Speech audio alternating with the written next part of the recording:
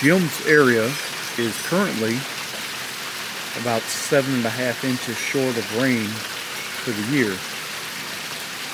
So he cannot explain to you how lovely this sound is and how lovely this sight is. Just a slow, steady rain that hopefully will soak into the ground.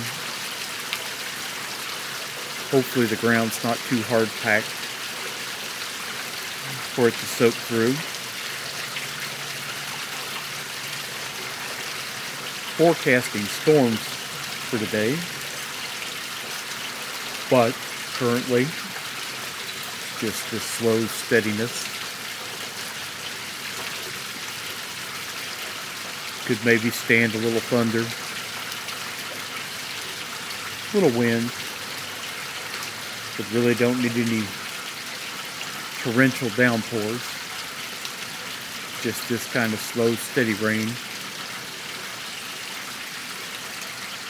Currently about 8 a.m. They're calling for this rain until about 2 p.m. So that would be nice, about 6 hours of this slow, steady rain. Jim does know that the robins are appreciating the rain.